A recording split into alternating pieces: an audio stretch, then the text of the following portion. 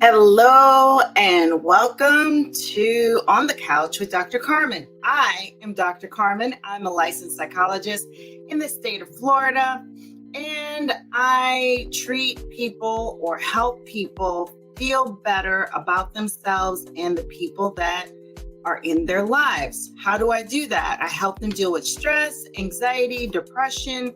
I know those are big words, but again, I want you to be better in better relationship to yourself and others and to build a life that is good for you.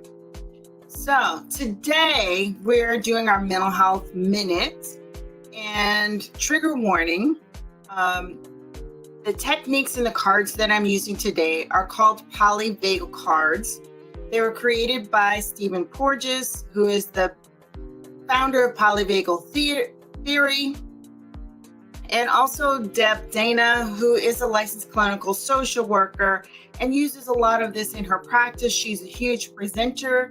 How do I know these people? How did I come upon these experts? I have taken trauma certification classes in which these experts were part of it. So let's get into it. Polyvagal theory is mainly applied to people with post-traumatic stress disorder. You can have trauma from many different things. You can have little t trauma that has built up. So you have multiple little t traumas, getting bullied all through grade school and high school, big T traumas, domestic violence, relationships. Again, if this is triggering for you, please do something to help yourself or get into a place where you can watch this safely and have someone to support you through it. So big T trauma can also be car accidents, witnessing a bank robbery, witnessing something else where someone you cared about's lives was threatened or was in danger, or you believed your life was threatened and in danger and you had to escape. So those are the basis, very simplified, of what PTSD, post-traumatic stress disorder, is. But we use polyvagal theory to help to get our system back into alignment so that we're not constantly triggered. And then we have a means of, I like to say, neutralizing the trigger and calming our system down. So I'm going to give you some more vocabulary, and I'm going to be more in depth with this because I need to explain the basis of polyvagal theory and the basic components before we get into a technique to use to help with heightened autonomic sensory systems. So to begin, the autonomic nervous system is just like what it says. It runs everything. It's on autopilot. It's like your AC thermometer. So you want it to stay at 76. Okay, so the automatic thing, you set it at 76 and hopefully it stays there. When you have trauma or distressing events, sometimes that can cause your, temperature gauge to go a little wonky. It can feel super hot when it's not. It can feel super cold when it's not. And you become dysregulated. So the hierarchy is that the autonomic system is built with 3 pathways. And these are the pathways of response: ventral, sympathetic, and dorsal. That we move between in predictable ways, called the autonomic hierarchy. Each pathway brings its own set of thoughts, feelings, and behaviors. Sorry, I got so into this that I didn't stop to check the music. Let me turn that down. I want to make sure that you are hearing everything that we need to hear. Let me just get back to where I can find that.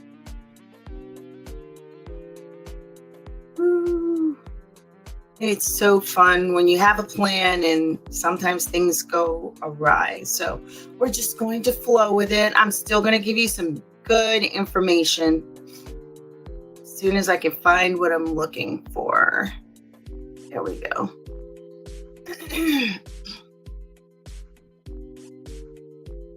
Finding what I'm looking for. So again, there's a hierarchy to your autonomic nervous system.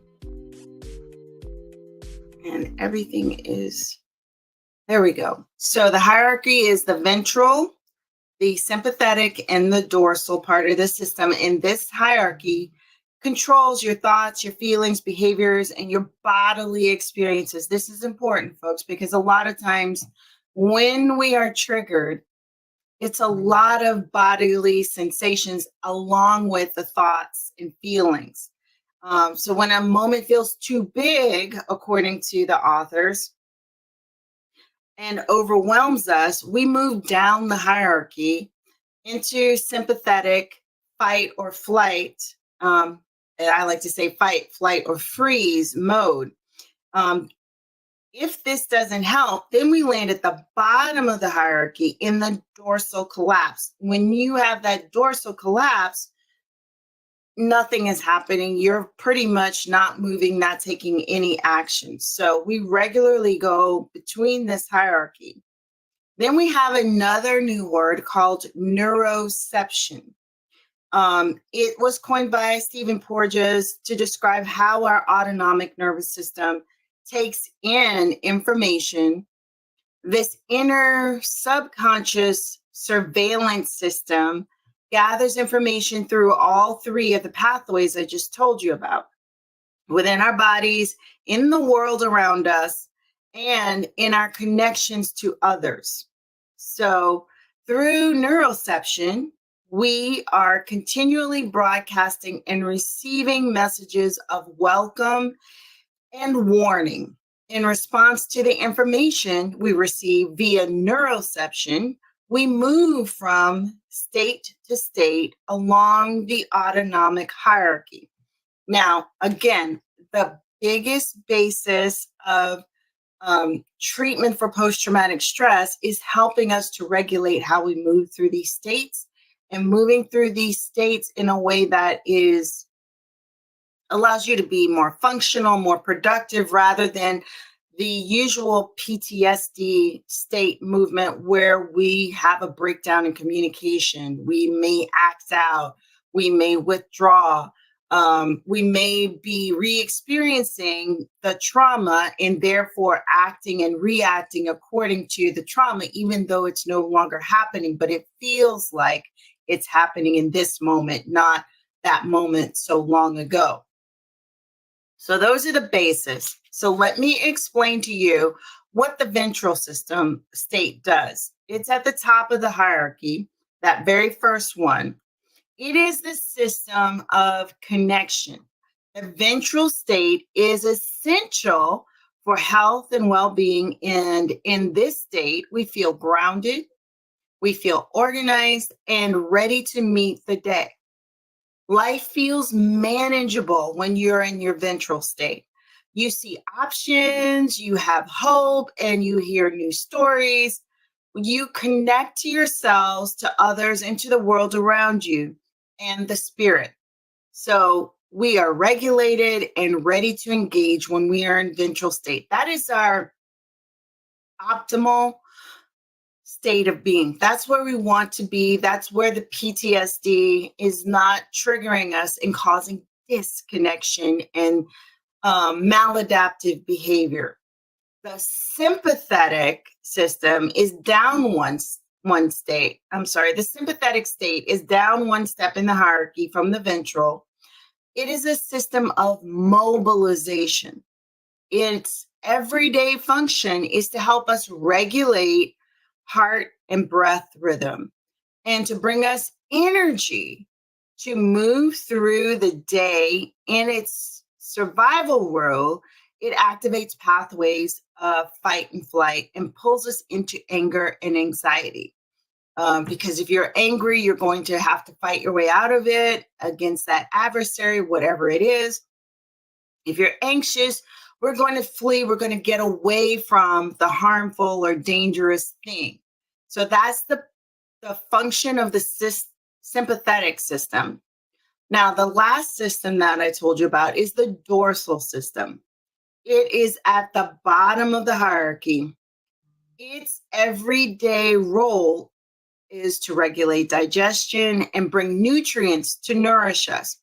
When active in a survival mode, it becomes a system of shutdown. We feel drained, without energy to engage with the world. We collapse, disconnect, and disappear. Now, again, that is one of the common symptoms of post traumatic stress disorder. We want to help you get out of that disconnected, shut down state. So, the card that I want to talk about today, the umbrella, Ella, that can help you stay in a healthy autonomic homeostasis. So, staying in a healthy autonomic homeostasis depends on the presence of ventral energy to oversee the system so that the sympathetic and dorsal states can perform their regulating roles. So they run in the background as long as the ventral system, the energy producer, the connection one is working well. So imagery is a way to bring the sense of ventral management into your active awareness.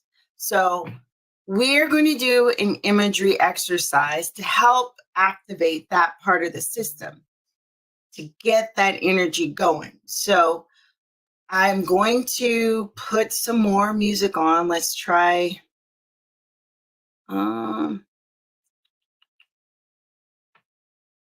me see. No, we'll just do it without the music. So we're going to do this exercise of imagery to help bring that ventral system more online, to have more of a connected, calming feel, and also get you more connected in spirit.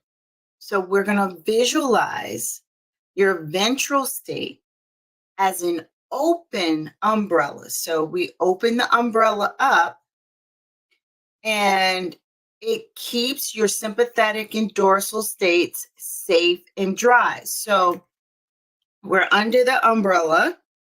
It is shielding us, keeping us dry from the stresses of the day, from triggers, from flashbacks, all of the things. Okay. It's keeping you covered so you have the energy to do what you need to do during your day. So when the umbrella is blown inside out, so now the umbrella is inverted, it can't keep any of that stuff away.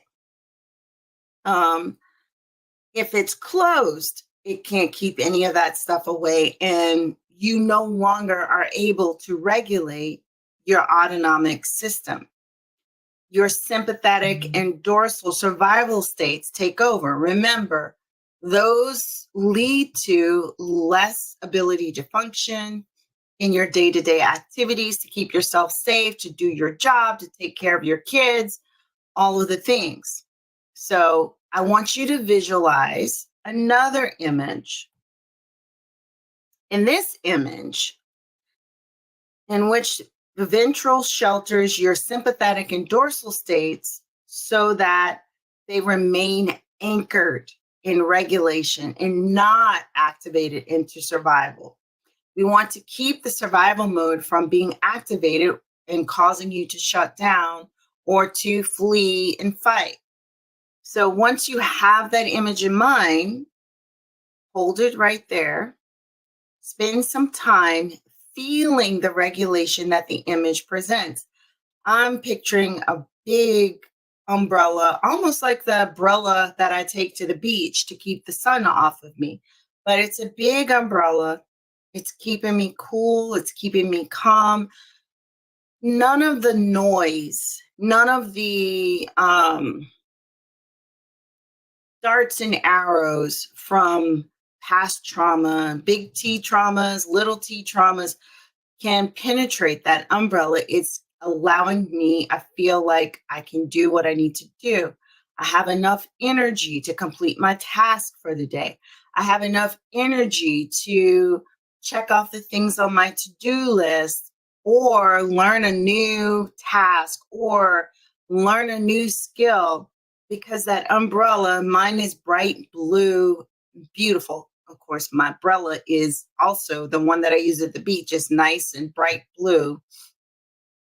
It just gives me a sense of calm with the color of the umbrella shielding me from any harmful things. Um, so spend some time with that image of that umbrella shielding you, and how capable, energized, and regulated you feel with that imagery. So it's going to shield you from all the things and allow you to do what you need to do.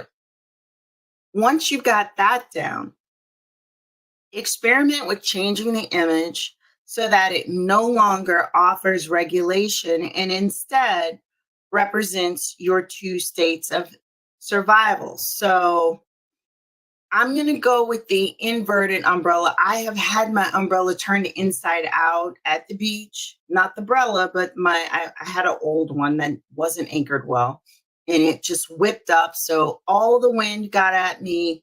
I got irritable and irritated because I couldn't keep the sun off. And, here in Florida, it gets very hot. So there was that irritation.